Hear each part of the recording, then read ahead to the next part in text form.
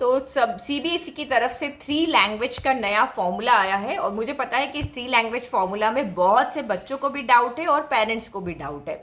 तो इसके अंदर क्या हो गया, जब अभी तक जो हमारी इंग्लिश जो थी वो कंपलसरी लैंग्वेज थी, अब उसको भी एक ऑप्शन बना दिया गया है। मतलब आप चाहो तो आप इंग्लिश पढ़ो, नहीं चाहो तो नहीं पढ़ो, आप जिस लैंग्वेज में कंफर्टेबल हो वो एक इंटरनेशनल लैंग्वेज आप यहाँ पे पढ़ सकते हो। तो सबसे चौंकाने वाला बदलाव ये है कि नियमों में अब अंग्रेजी को भी क्या कर दिया, एक विदेशी भाषा माना गया। विदेशी मतलब बाहर, अदर देश की भाषा मतलब है। तो इसका मतलब ये है कि अगर आप चाहते हैं कि आपका बच्चा अंग्रेजी पढ़े तो उसे 2 भारतीय भाषाओं अनिवार्य रूप से पढ़नी होगी, और अब आप केवल हिंदी और अंग्रेजी पढ़कर 10th पास नहीं कर पाएंगे। मतलब अभी तक तो अभी तक जो 10th वाले बच्चे एग्जाम दे रहे हैं वो सिर्फ 2 ही लैंग्वेज का एग्जाम देते थे, हिंदी और अंग्रेजी, 2 मेन। लेकिन अब ऐसा नहीं होगा। आप यहाँ पे क्या करोगे, अब आपको अंग्रेजी इंटरनेशनल लैंग्वेज है उसमें भी आपको ऑप्शन मिलेगा। तो चलो अब देखते हैं यहाँ पे R1 R2 R3 क्या है। देखो यहाँ पे मेनली जो R1 R2 R3 का गणित है वो यहाँ पे क्या है, ये हम यहाँ देख रहे हैं।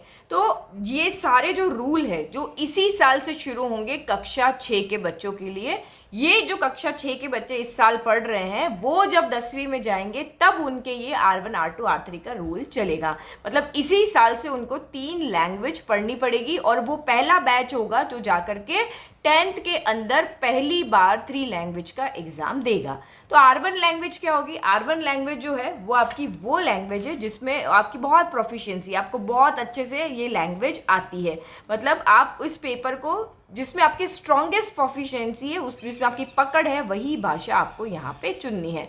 जैसे कोई महाराष्ट्र में रहता है तो वो मराठी चूज़ कर ले क्योंकि मराठी उसको अच्छे से आती है। कोई पंजाब में रहता है तो पंजाबी चूज़ कर ले, गुजरात वाला गुजराती कर ले, और जो अदर मान लो कुछ नहीं कर सकता वो संस्कृत ले सकता है। ठीक है, जिसके स्टेट में कोई स्पेशल लैंग्वेज नहीं है जो उस लिस्ट के अंदर नहीं आती है तो वो यहाँ पे संस्कृत ले सकता है।